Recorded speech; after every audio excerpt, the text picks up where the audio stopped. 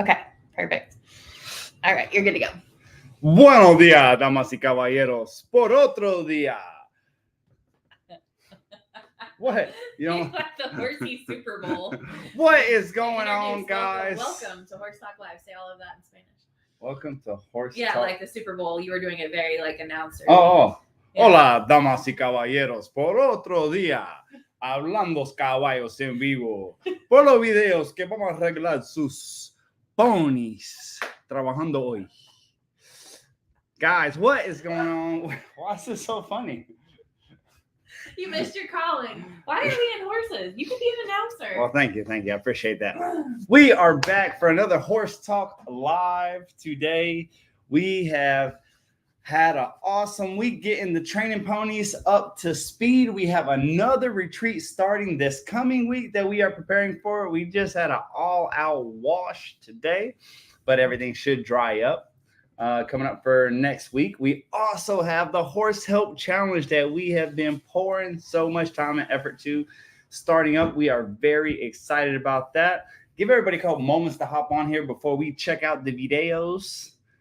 Hey, from Missouri and Maine. Choo-choo. All right. Without further ado, I shall bring to you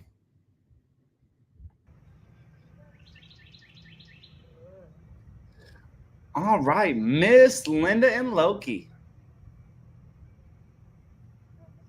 Miss Linda, I think you're up on the Zoom call. If you want to unmute yourself. I just did. Perfect. Now you can talk me through what you got going on here. Okay, well, I ended up with 2 sets of reins, one on just the halter and one on a twisted wire snaffle in his mouth. Very cool. He has been kind of unpredictable sometimes. Yes. And I don't know if he just had a bug chasing him, but he just went kind of crazy when I was riding him the other day, and he just wouldn't stand still. And since then, you know, on the last live talk, yes, you were discussing just handling horses that just want to have their way, and we just started doing circles and just back and crooked and doing circles. And we've kind of worked our way through his issues, but it's really unsettling when you just start taking off like that. Absolutely. No, it's absolutely unsettling. So a couple things, and I always talk to the students about this. If you are properly disengaging and you're properly backing up crooked, whenever you drop those reins, when you're done with it, they will have to ask you permission to go forward. Like, it will shut them down so good. So a lot of times when the horses are fiddle farting around, we kind of fiddle fart with them, and they kind of go around here and there. If he's kind of bolting and surging on you, one of the things I would look to do here is grab one rein and pick it up and over until his back feet cross. But till his back feet cross in a way, see how they're in that circle there, we're kind of like walking forward and circling. I want you to disengage him so good, which means you're going to take his face to his butt so well that it crosses his back feet up to the point that he doesn't think that he can do anything else. Like, you just completely release the reins again. And if he moves his feet in any way, you pick his face up and move his butt again in a way where he feels like, oh my goodness, I'm not going to be able to get anything done here. And that's really going to shut him down. So if you guys are at home, if you have a horse like this that's kind of fiddle farting around on you and just won't stand still, if we get to fiddling on them and picking our hands up with them, they can continue that energy and that action going back and forth. But if we disengage them where we pick our hand up and out and over and their back feet cross up, and you get 1 revolution, 2 revolutions of their butt, and you shouldn't feel any forward when that's happening, because it should plant their front feet and they should be pivoting on their front feet. And you do that once or twice and then release the reins. Completely release them. Remember, if the reins are released and loose, they can't explode because there's nothing holding them or trapping them. Explosions come from whenever we cap something. So if they're fiddling and farting around, where that can turn into issues if we start trying to hold them there or trap them in that spot, versus if you do a spiral. For you guys out there watching to see if we're talking about spirals, that means we walk them in a circle and we back them up crooked. Or if we disengage them, meaning we take their face and move their butt, in either case, if we do it well, if we do it to its intended purpose, you'll have that horse where when you do it and you release the reins, they won't be eager to move off. They'll kind of stand there. Okay.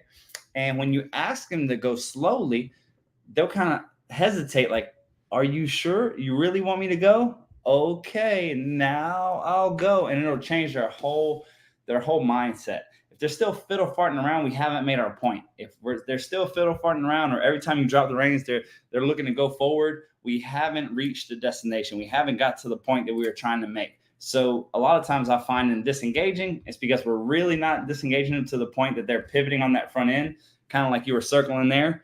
He's kind of going forward like a boat, and the motor never got cut off. Whenever you disengage well, where it shuts everything down, it's like somebody cutting the fuel lines, because when they really cross over hard on that back end, there's nothing driving them forward anymore. So if you try that with that kind of intent, I think that's going to help you a lot. Thank you. No problem. And if anybody here can hear Miss Linda on here, it's because she is on our Zoom as well. So you can get with Kelsey, and she'll give you the link to the Zoom. And whenever you send in the video, you could talk me through it, which is also helpful. All right, let's see what else we have. Miss Donna and Josie.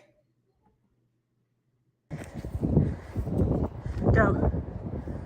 Hi, I'm Donna Crocker. This is Josie, a 2.5-year-old Tennessee Walker, and we're going to do undivided attention. 2.5-year-old Tennessee Walker, about to do some first grade. Get her moving around, see if we get her undivided attention. Better have a little more of face on her. So one thing I would like to start here is whenever we start, I would like you to be directly in front of her. See how we're already moving to the side? If you're directly a little more of face on her. Everybody, she has to turn is her first motion. Here, you almost have to get behind her to drive her forward. I prefer you to be in front and say, you, that way, now. Very nice. I want you to go and relax that right hand.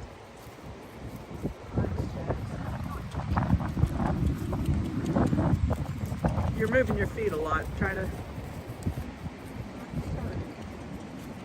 Looking good. Eyes on her face. That's it. Your Your belly left button arm up in more. at her belly.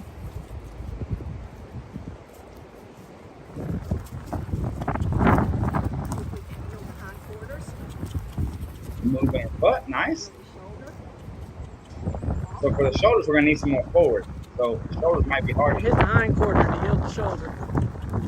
Walk towards her to yield the shoulder. There you go. So a lot of times whenever we're looking to move the shoulders, if we don't have a lot of forward in them, it's very difficult to move their shoulders. And remember, the first time you're ever going to move the horse's shoulder is their first step, because you're directly in front of them and you say, you move that way. And whenever you say you move that way and you point them off, their shoulders have to turn. They can't come forward because you're in front of them. So that'll be the first time their shoulders ever move, which will be helpful in the pursuit of moving their shoulders around.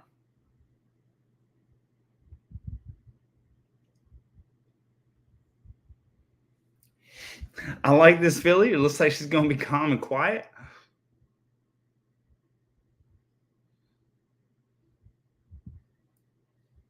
So quite frankly, if I'm putting so much work and I'm really having to get back there and kick zone to push a horse and they're just kind of tuning me out, I'm probably not going to use the lead rope for pushing. I'm probably going to use a crop, because that's going to give me a little bit more space and have a little bit more, how do they say, bazinga. Other than that, you're doing great. Any farther on our lay down? Ready, boo boo? Ready? Oh shoot, I forgot to get cookies again. Oh well. All right, so this is Miss Judy and Corazon.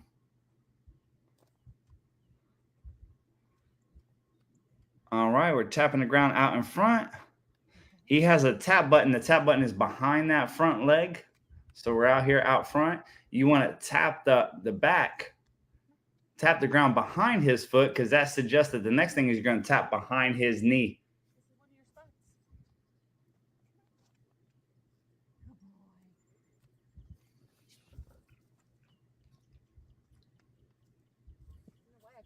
cookies all the time. I like cookies. Go on.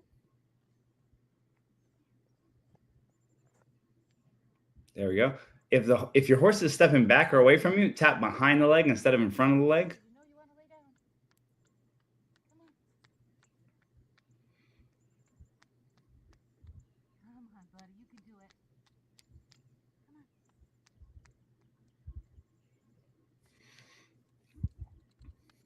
Come on, bud.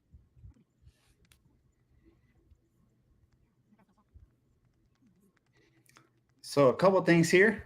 One, I'm not fancy of the crops with the leather tassel at the end. I think they're more for show than for business.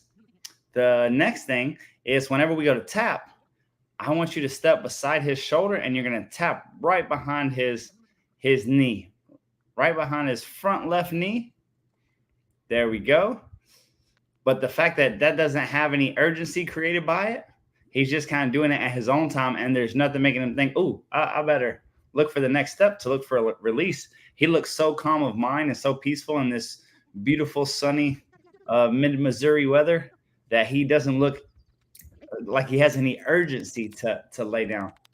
And at some point, we have to say, hey, I'm tapping the ground because I'm being nice and I'm giving you a cue, but I need you to, come on with it.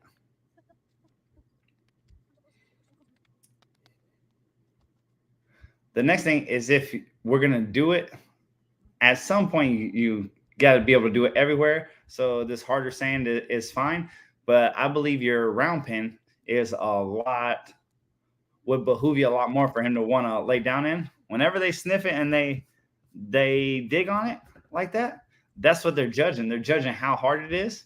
Your round pin being so thick and sandy up there, if you give it a go in there just to kind of remind them, would make it a lot better.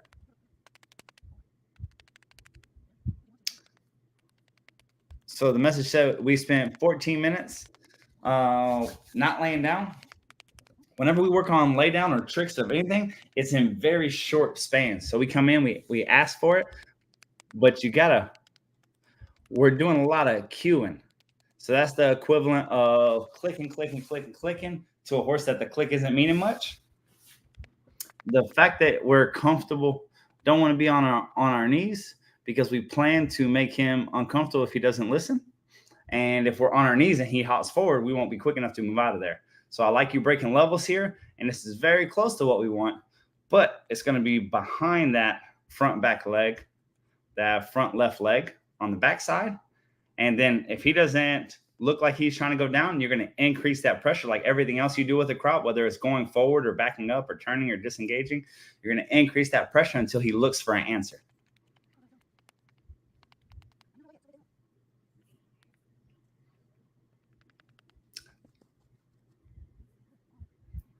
So I don't see very much difference between this here.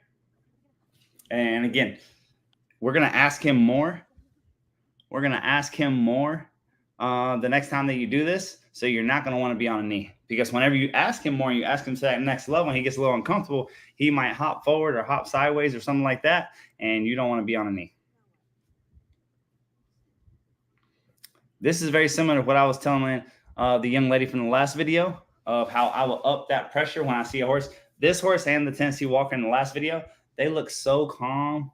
They look, well, I think in Missouri it's legal now. Maybe like he had a couple gummies and he's looking like, hey, dude. He looks like Cheech and Chong. What's up? There's no worry, concern, or pressure there. And then he goes and lays down. That lack of concern means the pressure that we're adding isn't doing anything if your horse doesn't look concerned at all. And if that happens, you can continue to do the same thing for a long periods of time. But going right back to that soft footing, he was over there in the hard and he was scratching and smelling it, and he didn't have a downward thought. And the second he got over in the hay, he was like, yeah, buddy. Going to be Ginger's first try at the lay down.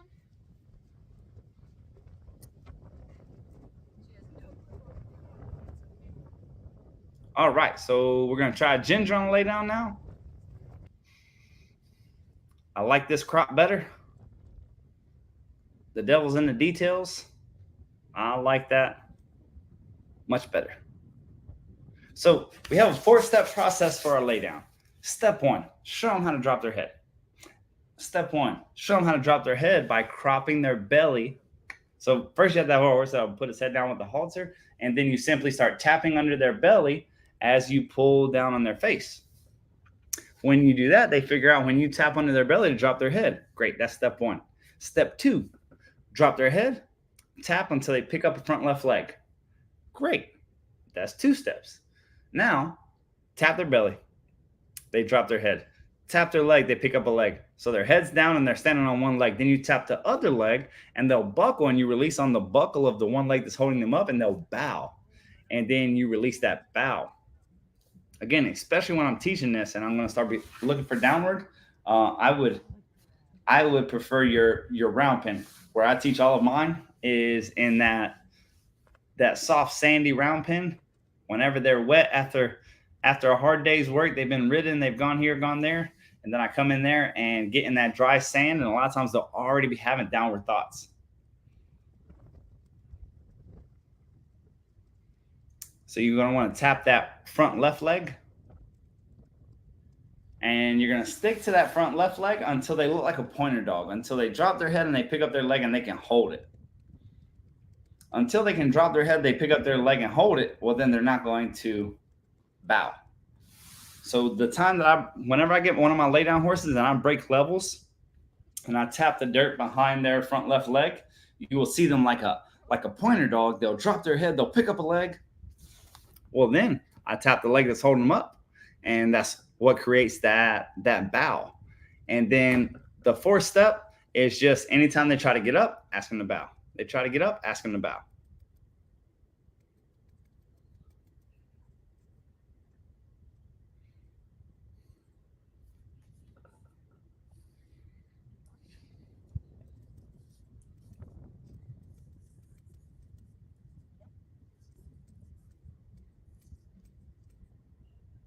Nice. I would release that and walk her off of that. And then I would go back and ask her to drop her head down again. You're going to have to layer those 2 things together, where you can tap the belly, tap the leg, tap the belly, tap the leg. She was looking for a bow here. It's a little premature. Looking for the bow here when the horse just doesn't pick and hold that leg up is premature. You're going to want her to really have those first 2 layers really ingrained in them, where you can't even move that whip without them dropping their head to the dirt and picking their leg up. When they can do that, you see how she's not really having a downward thought here? Like, she'll pick up the leg for you because you're tapping it, and she'll drop the head if you're holding on her face, but it's not ingrained. When I'm looking for it, I want to just bring the crop to them, and they're already head down, leg up. Head down, leg up. You just pointed at them, and they're head down, leg up. When you do that, that horse is already going to be having downward thoughts. A little higher on the cannon bone.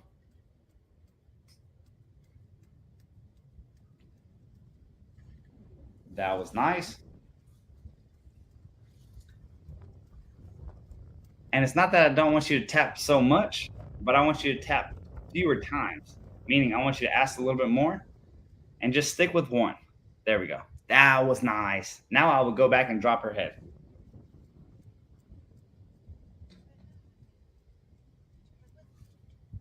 You're definitely on the right track. Now we just got to sort out just a couple of minor details, and you will have what you're looking for. All right, we want to let go of their face there.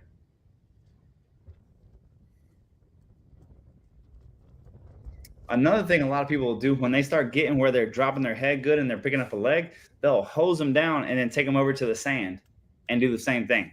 Well, what happens every time your horse gets wet and goes over to the sand? Boom, they want to lay down. If you can get them to lay down 1 time with you tapping on them, it will be ingrained. I have never seen something that sticks so well. Freaking the lay down is the stickiest training that you'll ever do to a horse. That you start tapping on, they're like, oh, I remember this, and they'll have done it 1 time.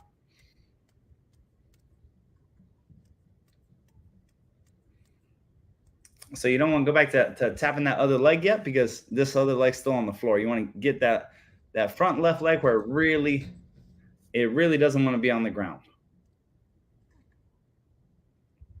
See how her chest is moving towards you? when her chest moves towards you, you need to move as well to the side. Your saving grace here is both of your horses are really calm and quiet, and the style of pressure that you're putting is pretty quiet, so they're not really hopping around. You start asking of them, they might get to hopping, but you don't want to be in front of their shoulders. Other than that, you're on the right track. Just a couple of those details, and you'll get it. All right, this is Miss Christine's pony up in New Jersey.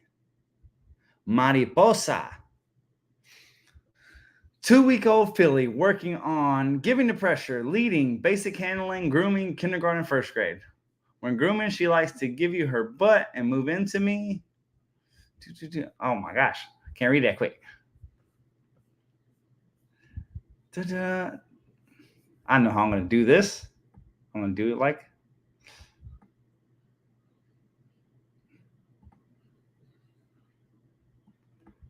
There we go. When we are doing it, first grade, I'm not asking for her head yet, as she is still trying to understand walking around me first. I will ask for her head once she is more confident at walking around me and giving into my space as well. Absolutely. So she's talking about doing first grade on this 2-year-old filly. That's right. You just have to understand that you're working with baby brain, and you just work with it.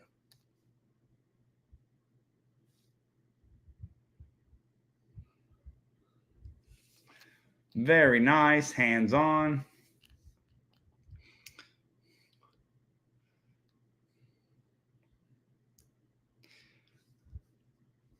So anytime she gets north-south of the rope, I would probably walk around to the other side. So right there, I would walk behind her butt and let her butt swing this way, because when she gets north-south, it could pull on her that way. Like right there, I like that a lot better. Absolutely.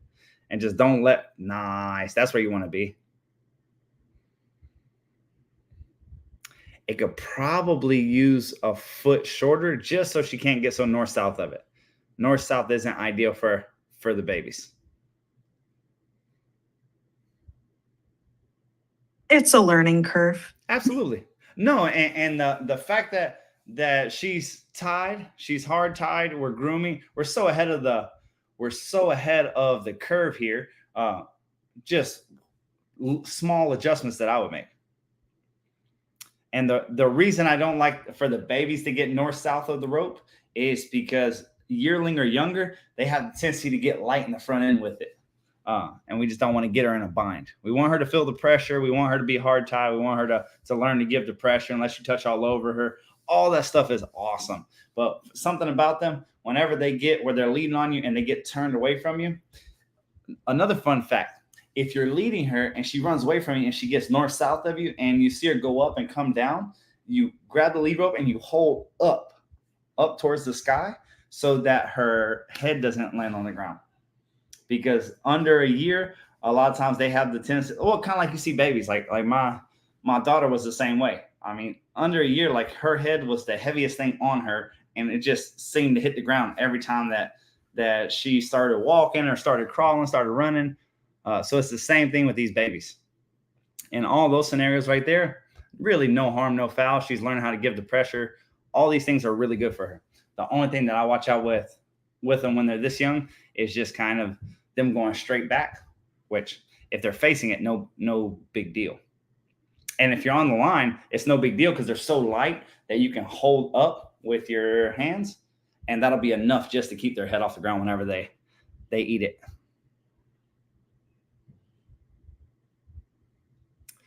So look how good Miss Christine is doing here, where she's just treating little babiness like nothing. Like, yeah, I'm your mother. I'm going to groom you. Deal with it. That's just what you do.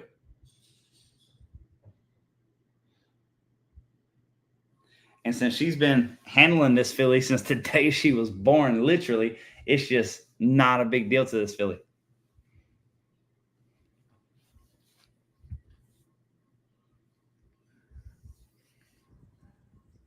Christine, I got people in the comments saying they love your hair and halter coordination. Thank you. It wasn't intentional. That just happened to be the one I picked up for baby. Gotcha.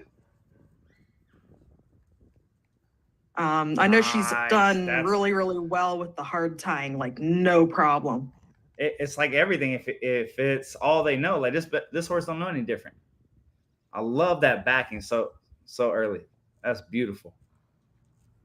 And she's got a good head on her shoulders too. That helps a lot. Well, so a lot of times you'll hear a trainer saying, "Just don't mess with the babies. Just don't mess with them. Just leave them out, and we'll start them when it's time to start them." Understand, ladies and gents, that's when folks aren't doing their due diligence of what Miss Christine is doing here. If everybody would get their babies and teach them respect and giving to pressure and hard tying and backing out of your space and yielding and all these things, trainers would have no issues with owners handling the babies. Usually, you don't see a lot of videos except on Facebook of folks handling their babies and they treat them like a lap dog. But that only works for the first 6 months or so, and then that lap dog is bigger than Scooby-Doo that you don't want them hopping in your lap. The fact that already at this age, when they're cute and cuddly, I'm sure Christine's still getting her cuddles in. But the most important thing is that the horse is learning how to respect people, to give to pressure, to hard tie. So if she ever gets in a bind or gets hung up, she's going to be safer.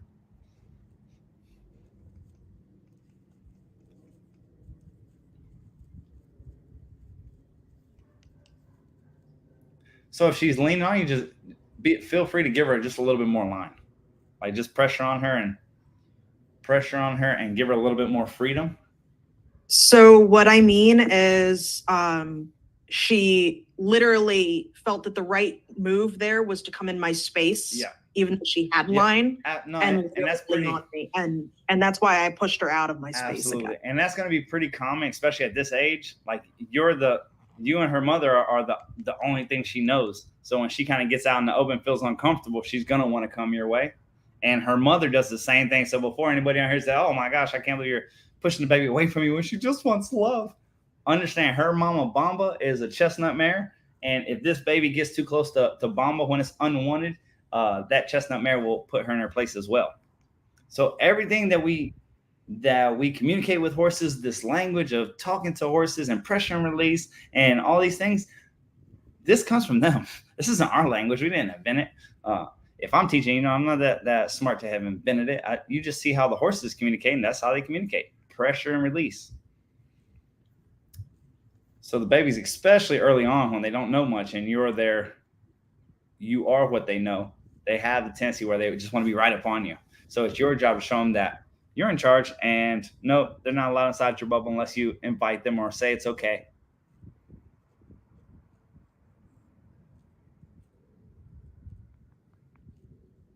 For the record, she'll pretty much hold her feet up forever. Very cool.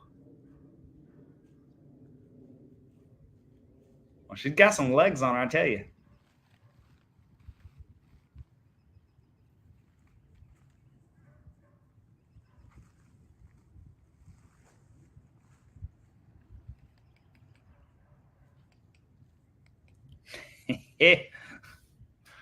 You'll have to forgive me here. She likes to back off camera when we do things like this. So I usually just kind of cut around a lot. No worries. No worries. I like it. Now tell me, how much easier is it when the horse is that size versus when the horse is a big horse? Well, I appreciate her not being mulligan size. That's nice. Yes, that's kind of what I'm getting at. Yeah, makes it a lot easier. So guys, if you are at home and you have a baby, Miss Christine is a great example of just how early these horses will absorb what you're teaching, because they're learning the language of the horse themselves. So they don't know any different. The more that they give to pressure, and the less reactive they are, the safer they're going to be. Anybody who's raised a lot of baby horses know they are destructive to themselves because they're a prey animal that are in fences and paddocks and pastures, and they tend to get themselves in trouble. So the better that they give to pressure and the less reactive they are about every little thing that happens, the safer they're going to be. She's actually managed to get herself caught in a rope walking after mom. Yeah, I can see. She just stood there. She's been really good about it. I think I've been really lucky with her being, you know, and with the work we've been doing. So.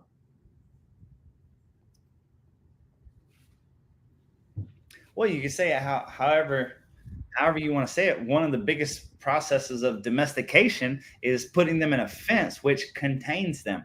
Wild horses are uncontainable. They don't want to be contained, and that's what makes them so explosive. That's what makes Mustangs so hard to deal with whenever you first catch them, and why you have to have such specialized facilities. It's because they have no containment idea whatsoever. So whenever you have a domesticated horse, well, their mother was domesticated, they weren't. So then when they're born and you put them inside those beautiful white fences behind them, that's containment. And a lot of babies get themselves caught up in the fences and tangled up in tight places or in stalls or in places like that, because it's not natural for them to be okay with containment. So the more we teach them and educate them about that, the safer they're going to be. And the more likelihood you are to take them all the way to their adult years without big injuries.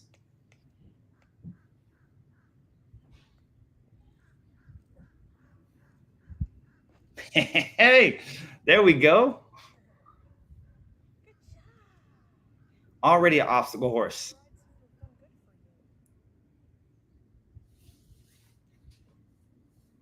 Yeah, well, she ran over our drag the other day and just did not care. So that was something. Yes. We went out for a trail ride with Mom, and she decided she was going to run off that round and ran right over the drag and then just kept going. She's something. This is a ginger. What can you expect?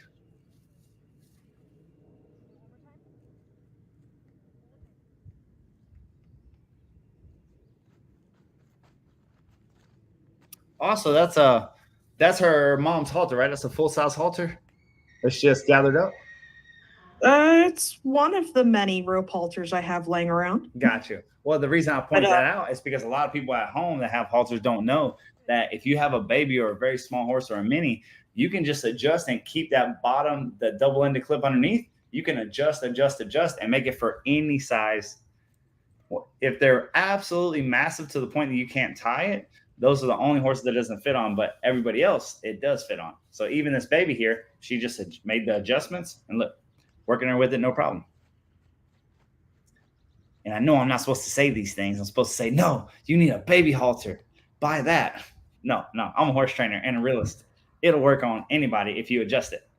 And the only adjustments are you just take those double-ended clips and you go up, up, up until the nose hole is small enough for your mini or for your foal.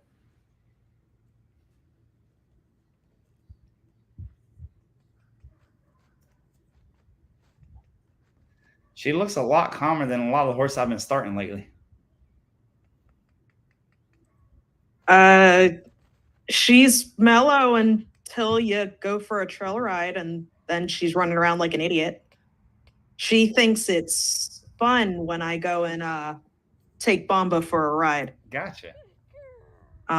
So fun fact, in the Pasafinos up until recently, and still in Colombia and Puerto Rico, a lot of people will show the horses with the mother on the side.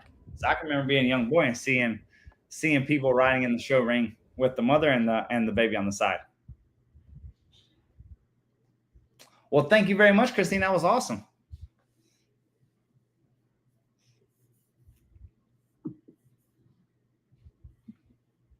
All right. Much better, fella. Much better. Where is my mouse? There we go. So I don't know if you just caught that. She just tried to kick him right there. Let's see it again. Let's see it again.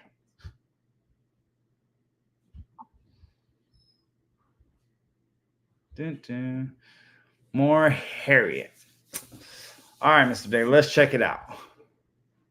So we told him to get that crop, put those hands closer together. Already more space here, which is nice. I want you looking at her face and bringing that crop closer to her to create more space. You see how you have that right hand held back beside you a little bit? Put it out in front of you and look more at her face. Oh, he's right there. Did you get got? Are you okay? It looks like he did, but he did not. because I was just coming home and he's like, she tried to kick me. And I watched the video. I'm like, it looks like she hit you. So that she missed. That extra 6 inches or a foot that I'm telling you of squaring up your shoulders and looking more towards her face and bringing your hands more to her, kind of like you're doing right there, is really going to help. And bring that crop closer to her so she wants to stay away from the crop. You see how the crop's getting above her body? Bring the tip of the point of that crop towards her a little bit. So when she circles you, she wants to keep her body a little further away from you. Okay. So what he was telling me, because what I was noticing is it's like sometimes it seems like he got her going and then it tried to self-preservation, but he'd like pull her face around. Yeah. And then she'd stop, and then we just be, stopping and going and stopping and going. And so he was asking, I guess, best how to handle it, because he said from his perspective, it almost looks like she's pulling her head to the outside and leaning in. Absolutely. Yeah. So one of the things that might help you guys, where we at? Understand, when you're dealing with the horses that are like really leaning into you and they're almost trying to get after you, the more space that you can create between you and them, even if you have to give up, your computer's low on battery. Hold on. I'll tell you about that. All right. You need to create that space between you and them.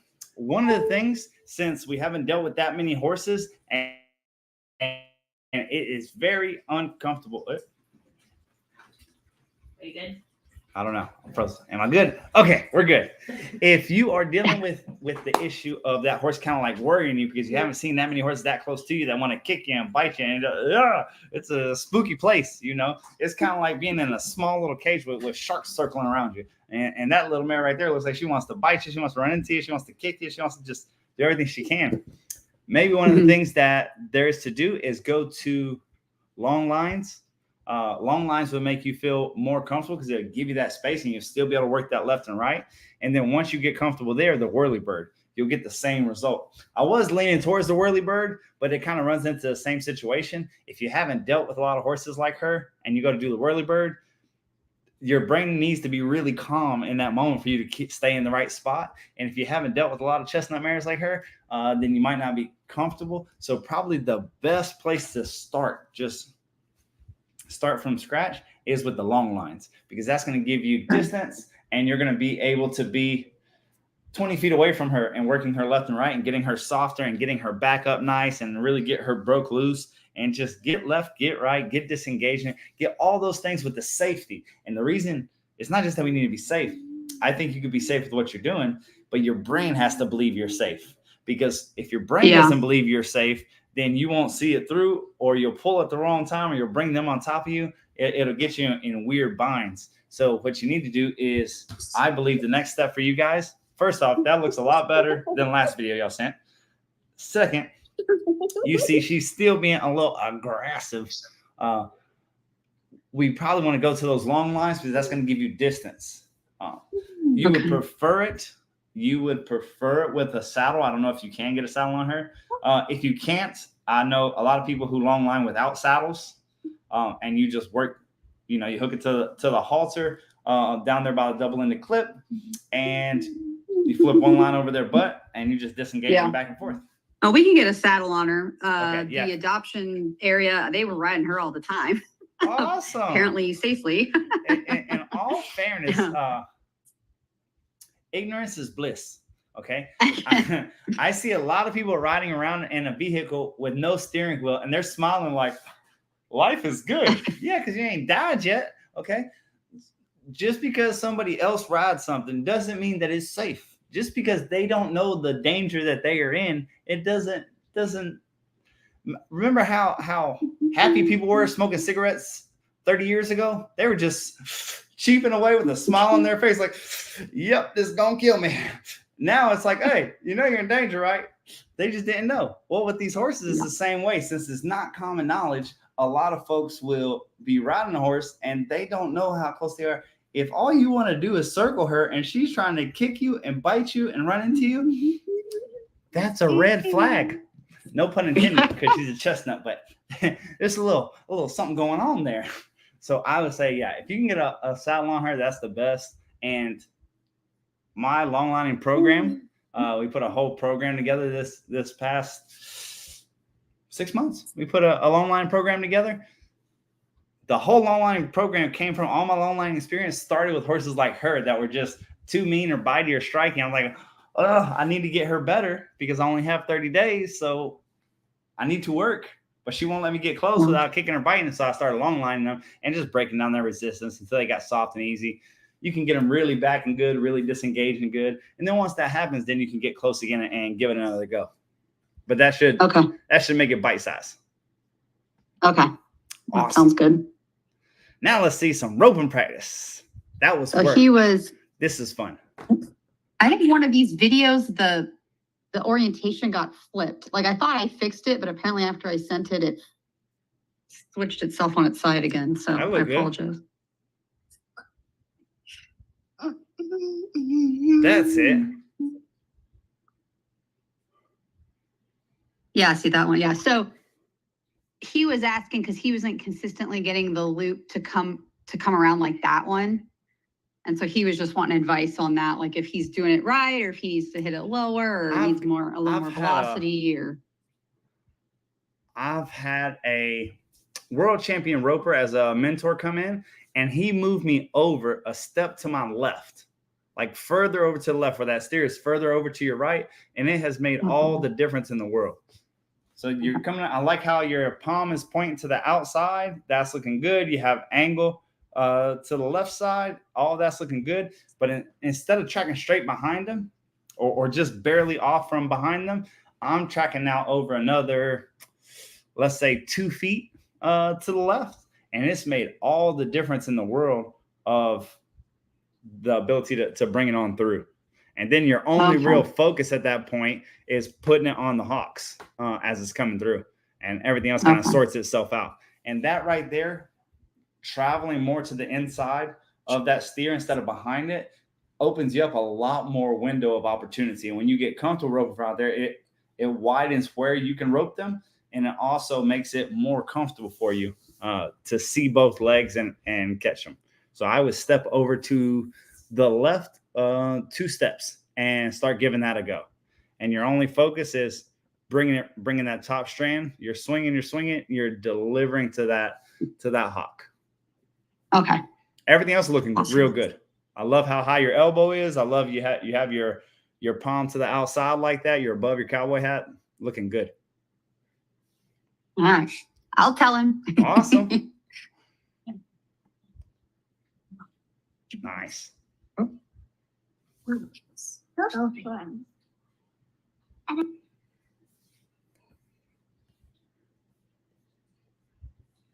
All right, Miss Lindsay and Eve working on first grade.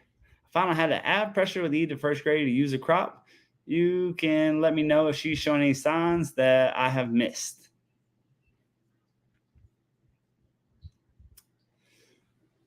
So it's amazing that they are going hand in hand, because that chestnut mare and Eve are on the same boat of they like to get a little aggressive.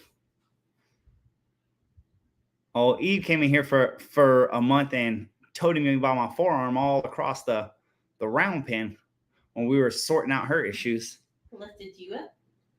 Kelsey called my name, and I looked this way. And when I looked this way, yeah, babe, I saw a flash of black, and I threw an arm up, and boom, she grabbed me by my arm and shook me like a dog. I was like, oh, okay. But it's a happy story, because look at her lovely owner and her having a beautiful sunny day in Louisiana.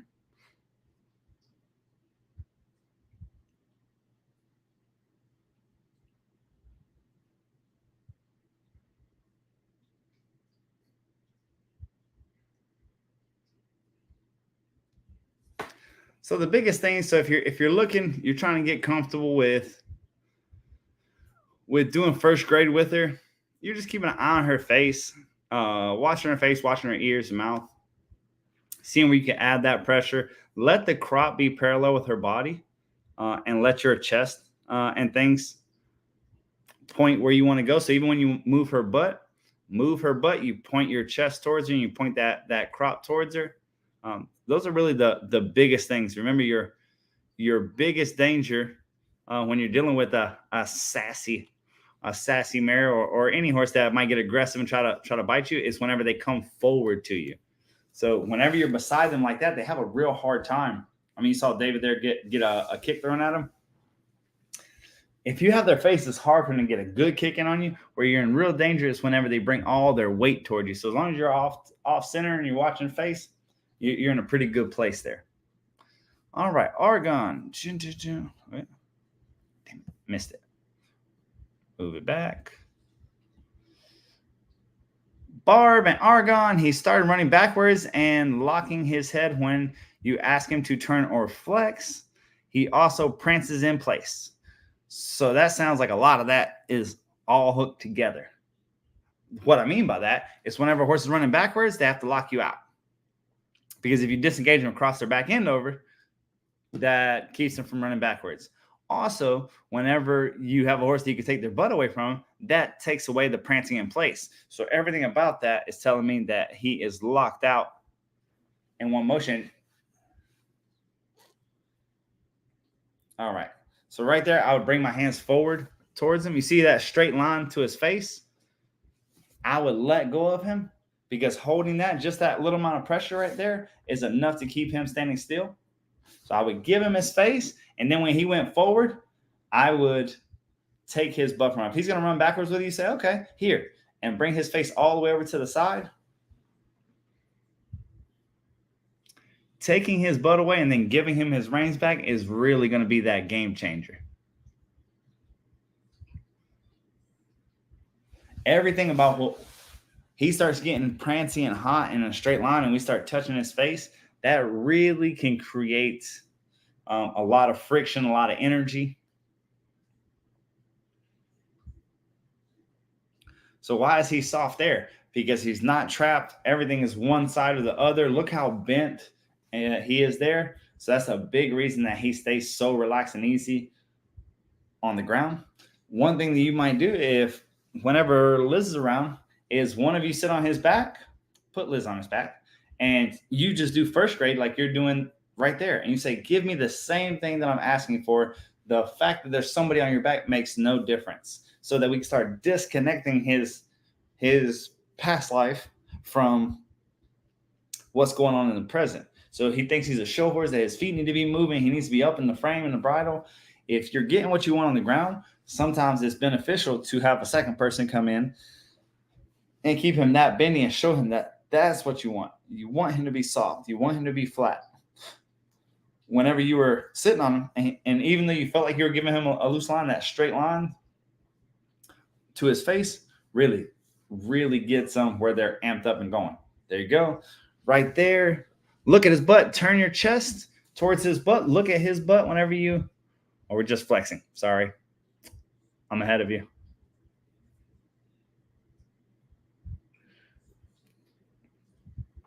So right there, I would just go ahead and start moving his butt. I would start turning my shoulders back, looking at the base of his tail, really dropping my right hand back and getting those back feet broke loose.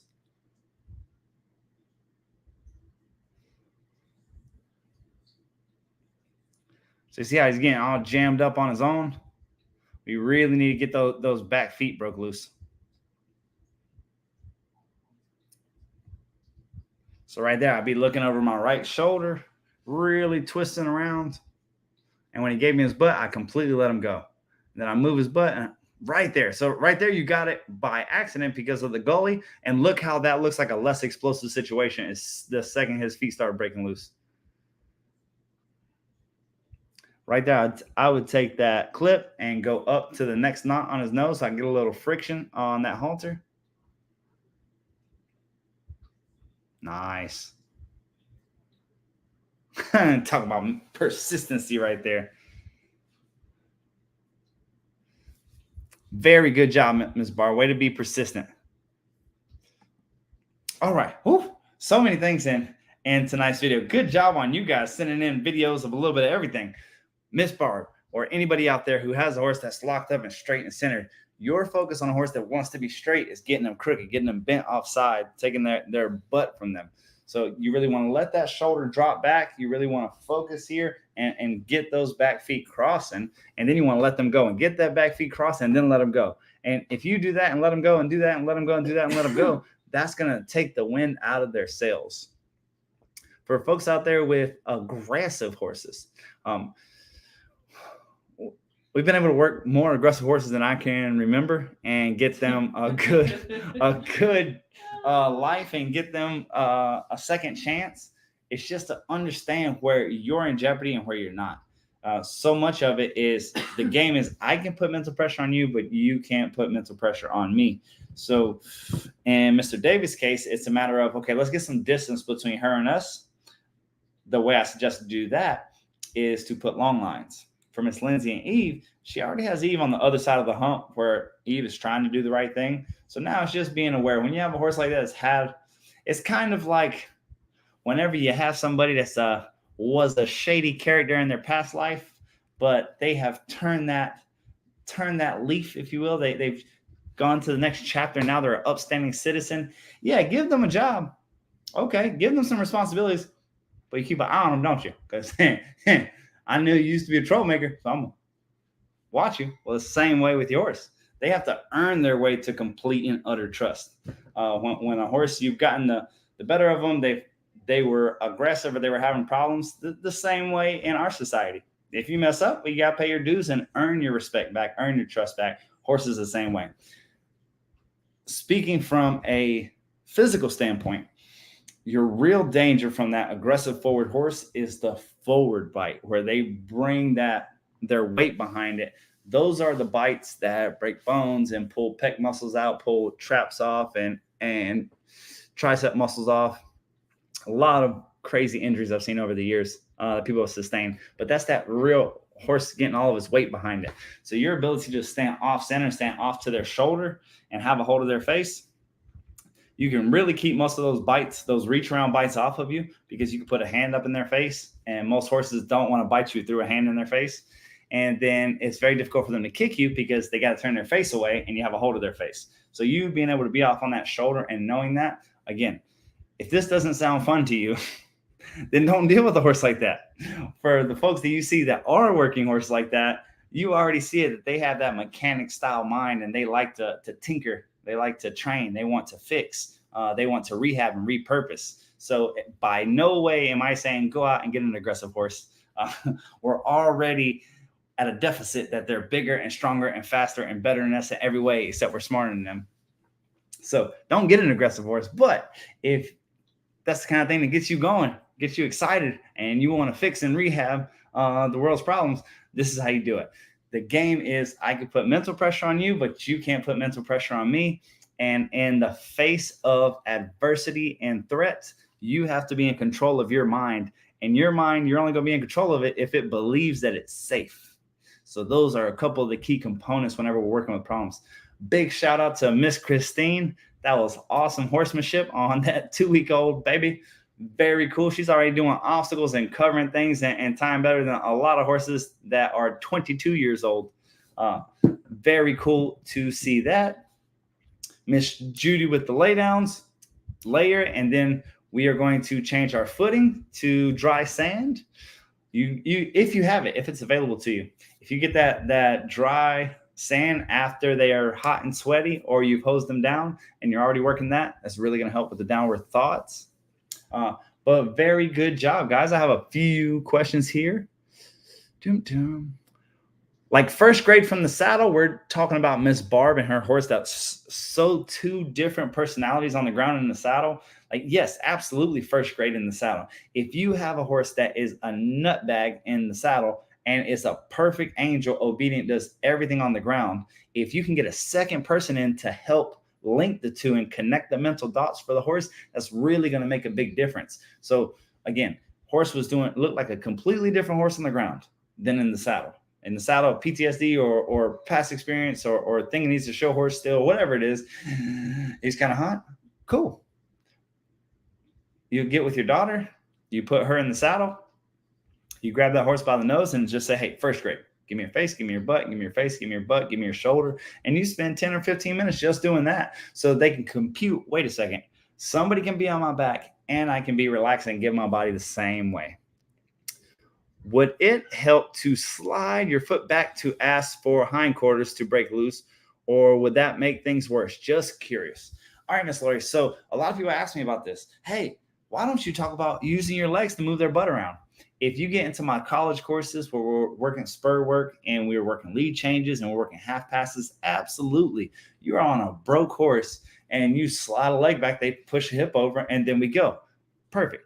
If we are riding for our life because our horse is a nutbag, or we have lost control, or the captain is no longer in charge of the ship, we are in emergency protocol. We are in manual override. Your leg is only a cue, a nice way of asking. So if we are in the situation where we're thinking, oh, I better get their butt, you want to use your whole body, and that leg that you would put back to push that hip over, you don't want it to go behind you because you don't want to sit forward. You want to sit back, push that leg forward, and rip your face and your shoulders around, because that's really going to put twist and torque on the saddle, on their spine, to make them want to cross over. Again, this is the difference between the perfect scenario or a scenario when you really need it, and it's manual override. Yes, emergency protocol. We don't want to reach forward for that rein. We don't want to bring our heel behind us. We don't want to do anything that is going to take us away from our command post. And our command post is sitting back on our britches here with our heels in front of us. If sitting forward helped you out, every bronc rider in the world will sit forward. They do not sit forward. They lay down on their horse, because the further from your vertical line that you get, the more balance you have. So we don't want you using your leg because we don't want you leaning forward. Dun, dun. Having issues side passing, I got gait up to obstacles and stop. And as soon as I touch a leg on her, she starts backing. Like Renee. I am just slowing it down, releasing when it takes a step. Does okay until I add a pole or something to side pass over. Absolutely. So you have a young horse that has spins and side passes and turning around and does this and does that, has so many things crammed into a dense training session, just got out of boot camp doing all these things.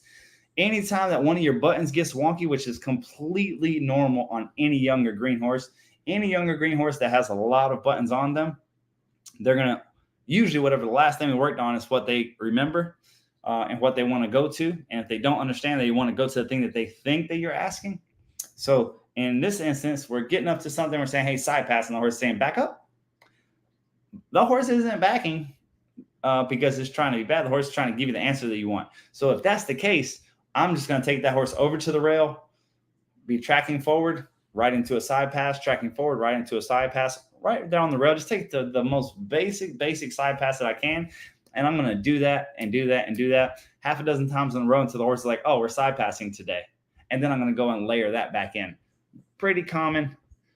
Again, if you have a horse that's doing right and is giving you the wrong answer, just go back and make it as simple as possible. So I don't know, for whatever reason, I'm using this term lately. Connect the dots. Connect the dots for your horse. A lot of times I'll see somebody struggling with the horse. I'll say, hey, let me hop on and connect the dots. And I'll just hop on and connect the mental dots for the horse, where the horse says, oh, that's what we're doing. Okay, cool. And that's really all it takes. And the horse is like, oh, okay. And then I put the owner or the rider back on, and the horse is like, sure, no problem. All right, more questions. Now remember, the computer is not frozen. This is just what it looks like when a redneck reads. Why don't you come read for me, babe? What? Dun, dun. I knew I saw some earlier. There's a whole bunch of comments I got to go through to find. Well, I was. Oh, Robert asked if everything was okay. Yes, it really came down over here, and there was a lot of damage not too far from us, but luckily we didn't sustain too much damage. Our arenas and our round pen are flooded.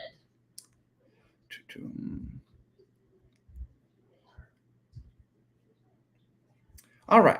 On the video with Argon, the first part of the video when I got on and he ran backwards with Liz. The only reason he stopped was the house was in his way. Yeah, anytime the horse is running away backwards, we need to get them softer face and butt, like just immediate.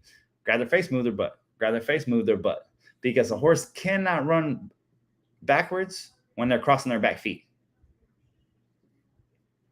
Oh, man, we got folks in from all over. Ohio, Oklahoma, Nevada, Oregon. The Atlanta airport, PA. Well, babe, do we have any exciting news? We're so excited about this horse help challenge, guys. Other than trying to figure out all the technology that goes with that. So when we started registrations for the horse help challenge, we expected it to be a good turnout. We did not expect it to be a great turnout. So we have almost 2,000 people registered for the challenge. Who didn't expect a great turnout? I expected. But like, I didn't put into quantification how much behind the scenes labor there would be in calculating points and all the things that go into that. So our team is working diligently behind the scenes to get everything coordinated and ready to go. There will be an email going out soon, hopefully tomorrow, and at the latest Friday, letting you guys know how to hop on for a tech check. Basically, I'm going to have you click a link, make sure that your technology is working for you, that you're able to access it. And then I will also walk you through how to ask a question, how to raise your hand, different things with turning your camera on, making sure that your audio works. You do not have to have your camera on, but we will greatly appreciate it and offer more points to those who do have their cameras on. Because we want to see your pretty faces. And can engage with us on all of the fun things. So lots of technology going on. I'm currently in the process of installing 12 mini TVs in here for Michael to be able to see everybody while we're going through the lives. So we'll be able to see approximately 500 of you at a time. And I will be able to change those screens and see the next 500 and change those screens and see the next 500. So I will be in and out. We think we couldn't find a mouse now and there's only 3 screens. 5 hours later. It's going to be great. We're so excited to head off into kind of new territory. We haven't seen anything done like this in our industry. At all. And we're so excited to really, our goal is to bring common knowledge to what's safe. Like there's common ideologies. None of it has anything to do with safety. For you guys who are on here, who are regulars, the idea of somebody riding a horse that's running them over. No brakes. Horse run you over, run away with you. The idea of you riding a horse that is dragging you. We know if we can't turn them, we can't steer them. We just want to make that common knowledge to the world. So the idea that we can start putting on performances and putting together a community of people who are like-minded and positive and want to see each other ride better, be safer, be more confident, and we can put it all in one place and have a community of those like-minded folks together, and we can just make this community bigger and bigger. Like, it's so exciting. I'm pumped. And getting set up for all this and getting the technology worked out. This is the beginning of a lot of new things that we have to come. So in addition to the Horse Help Challenge, we're going to start working on some 3-day events, which are basically going to be virtual clinics.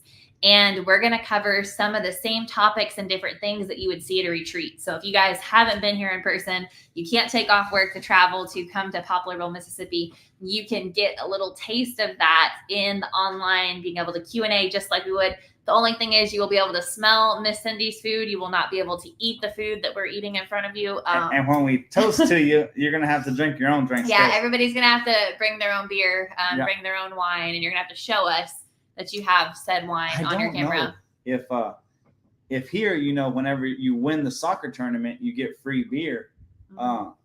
Maybe whoever wins the virtual. I have a lot better prizes than free beer. What? I'm better at giving prizes out than you are. No, people like my free beer, right? Do they? All right. Do they? I see some champions on here. The all-inclusive retreat. Look, champion up there. See big. Hey, the free beer. It's included in the retreat. You did the bonus beer. Did the bonus beer? You don't gotta tell them that. Linda, did the bonus beer taste that much better than the all-inclusive beer? Of course. Okay. Thumbs up beer. All right. Okay. The taste of victory is sweet. We're no longer giving away retreats and halter sets. We're going to digitally hand you a beer through the computer now. There we go. So, digitally, you have like one of them Uber drinks. Uber drinks? Yeah. You're gonna get Uber delivered to. Yeah. Okay. You're really questioning my ability to handle technology here. Guys, Virtual beer. Beer is better when you win it. boom. It's fine. We're not alcoholics. We just ride horses for fun. In all fairness, in NASCAR or any other sport, whenever they win, See, look, no. Lori said no. Don't take away the free retreats and halter sets and training and all the fun stuff. oh, she said more beer, Yeah. less retreats. Oh, hold on. We have one more guest. One more. We have special a guest this speaker. evening. Who is our guest speaker Can for you the come night? say hello to everybody? Ah, Hello. hello. Can you tell them what's in a halter set? Where do the clips go on the where do the clips go? Right there. Where's the clip? Oh, you don't have to actually point to them. What goes on, Mom? What question do you ask her? Hey, Millie, when we put together our packages, what goes with the halter? Clip. A clip. Okay, what do we put with the halter? Do we put a lead rope? What is it hooked to? Reins. Well, what is reins? What are the reins hooked to? The halter. Okay. What is the end of the lead rope for? What's the end of the lead rope for? Strike the horse. Spank the horse. So, if you guys haven't met Millie, Millie is our director of merchandising. She helps to pick out your halter sets and put them in a package and ship them to you. Yes. She hasn't quite figured out how to drive to the post office, but she is well on her way. But she has all the colors and the numbers. So whenever you send her after 3 blue halters, she'll come back with 3 blue halters. And the right baby. Yes? Yes? Also, when you guys go through our tack trailer, when you come for a retreat and you gradually start seeing all of the bars getting lowered down to where she can reach them, it's because our merchandise lady's a little short. What? Can you say bye? Well, guys, thank Say you bye. so much for tuning in. And we will see you next week on Horse Talk Live. Bye, guys. Where is the mouse? We can't find it. Did Say you lose it? goodnight. Did you lose it? Did you find it back?